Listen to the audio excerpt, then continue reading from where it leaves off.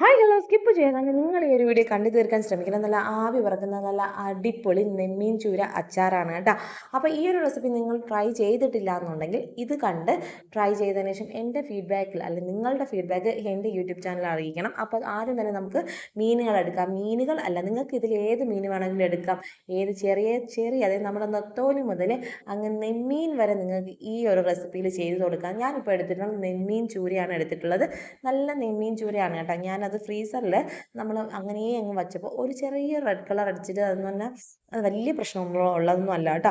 അപ്പോൾ ആദ്യം തന്നെ നമ്മുടെ പരിപാടികളോട് കിടക്കാം. ആദ്യം മഞ്ഞൾപ്പൊടി, മുളക് പൊടി, ഉപ്പ്, വിനീഗർ, പിന്നെ കുറച്ച് കറിവേപ്പില, ഇത്രയും കൂടെ ചേർത്ത് നമുക്ക് നല്ലപോലെ ഇവനെ ഒന്ന് മാരിനേഷൻ ചെയ്തെടുക്കാം. നിങ്ങൾക്ക് ഈ സമയം വേണമെങ്കിൽ കുരുമുളക് പൊടി ഇടാം കേട്ടോ. ഞാൻ മറന്നു പോയിട്ടുള്ളതല്ല. കുരുമുളക് പൊടി ഇഷ്ടമുള്ളവരുണ്ട്, ഇല്ലാത്തവരുമുണ്ട്. അപ്പം എനിക്ക് അതിൻ്റെ ടേസ്റ്റ് അല്ല ഇതിലിപ്പോൾ മുന്നിൽ നിൽക്കേണ്ടത്.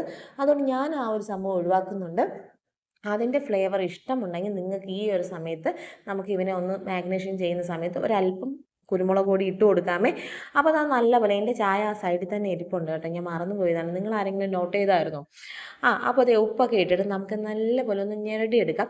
പിന്നെ ഒരു കാര്യം ഞാൻ പറയട്ടെ, ഇതുപോലെ തന്നെ നമ്മുടെ ഒരു ചിക്കൻ അച്ചാർ ചെയ്തിട്ടുണ്ട്. കാണാത്തവരുണ്ടെങ്കിൽ ഉറപ്പായും പോയി ഒന്ന് കണ്ടിട്ട് അഭിപ്രായം കമൻറ്റ് ബോക്സിൽ ഒന്ന് പറഞ്ഞേക്കണേ. അപ്പോൾ അത് നല്ലപോലെ ഉപ്പ് വീഴുന്നില്ല, എന്താണെന്നറിയാൻ വയ്യ. അപ്പോൾ അതേ ഉപ്പൊക്കെ ഇട്ട് നമുക്ക് നല്ലപോലെ എല്ലാ ഭാഗത്തും ഉപ്പും പുളിയും എല്ലാം ഒരുപോലെ തന്നെ എത്തണങ്ങേ.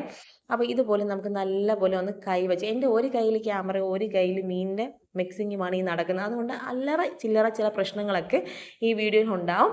ഒന്ന് ക്ഷമിച്ചേക്കണേ. അപ്പോൾ ഇത് നല്ല മാതിരി നമുക്കൊന്ന് മിക്സ് ചെയ്ത് അങ്ങ് എടുത്തേക്കാം. ഇനി നിങ്ങൾക്ക് വേണമെങ്കിൽ ഇതിൽ എള്ളെണ്ണ എടുക്കാം, നല്ലെണ്ണ എടുക്കാം, ഏതെണ്ണ വല്ലതും എടുക്കാം. ഞാൻ ഇതിലിപ്പോൾ മാഗ്നേഷൻ ചെയ്ത് അരമണിക്കൂറൊന്നും വയ്ക്കുന്നില്ല. ഇതൊരു പെട്ടെന്നുള്ള പരിപാടിയാണ് കേട്ടോ. ഞാൻ നാട്ടിൽ നിന്ന് നമ്മൾ വീണ്ടും അംബാലയിലോട്ട് പോവാണ്, ഹരിയാനയിൽ പോവാണ്. അപ്പോൾ എനിക്ക് കൊണ്ടുപോകാൻ വേണ്ടിയിട്ട് ഞാൻ പെട്ടെന്ന് തലേ ദിവസം ഉണ്ടാക്കുന്ന ഒരു പരിപാടിയാണ്.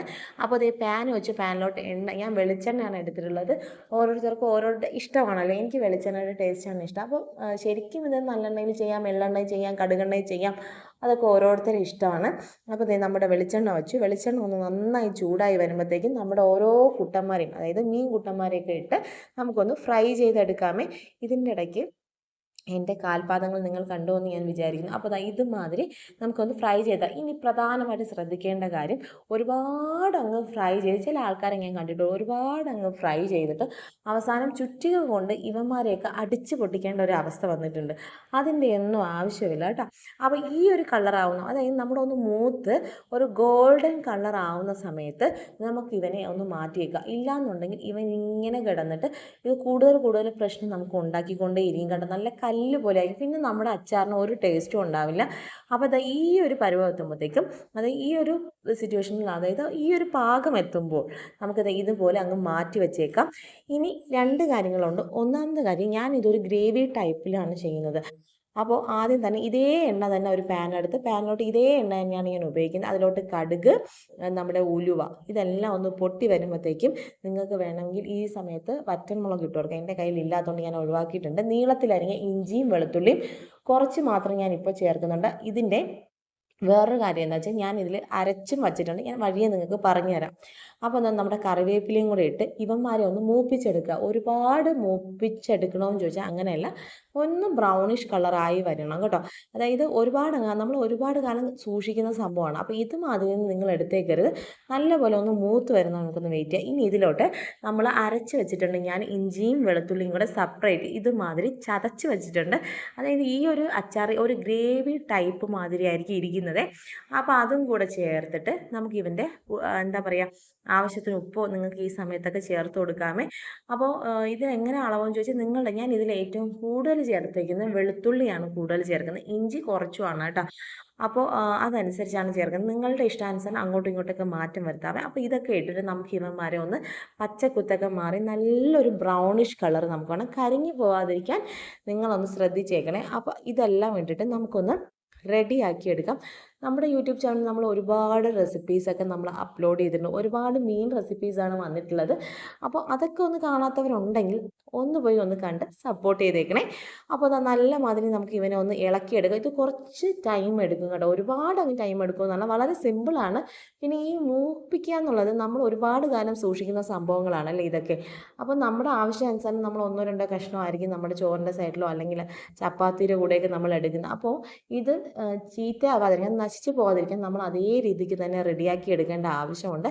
ഇതിൻ്റെ പച്ചക്കുത്തെന്നല്ല, ഇതിന് എന്തെങ്കിലും നല്ലപോലെ മൂക്കാതെ വന്നിട്ടുണ്ടെങ്കിൽ നമ്മുടെ അച്ചാർ പെട്ടെന്ന് തന്നെ ചീത്തയാവാനുള്ള ചാൻസ് ഉണ്ട്. അപ്പോൾ നല്ല മാതിരി ഇവനെയൊക്കെ നമുക്ക് നല്ലപോലെ ഒന്ന് ഗോൾഡൻ കളർ ആവുന്നവരെ ഒന്ന് വാട്ടിയെടുക്കാം. ഇതേമാതിരിയാണ് നമ്മുടെ ചിക്കൻ അച്ചാർ നമ്മൾ ചെയ്തിട്ടുള്ളത്. വളരെ നല്ലൊരു റെസിപ്പിയാണ്. ഒരുപാട് പേര് ട്രൈ ചെയ്ത് നോക്കിയിട്ട് മെസ്സേജ് അല്ലെങ്കിൽ പോലും നമ്മുടെ റിലേറ്റീവ്സൊക്കെ അതിനോട് നല്ലൊരു അഭിപ്രായം പറഞ്ഞിട്ടുണ്ട്. അപ്പോൾ ഇതുമാതിരി ആയി വന്നിട്ടുണ്ട്. ഇതേ സമയം നമുക്കിനി പൊടികളൊക്കെ ചേർത്ത് കൊടുക്കാം. ഇതിലോട്ട് നമുക്ക് ആദ്യം തന്നെ മഞ്ഞൾപ്പൊടി ഇട്ട് കൊടുക്കാം.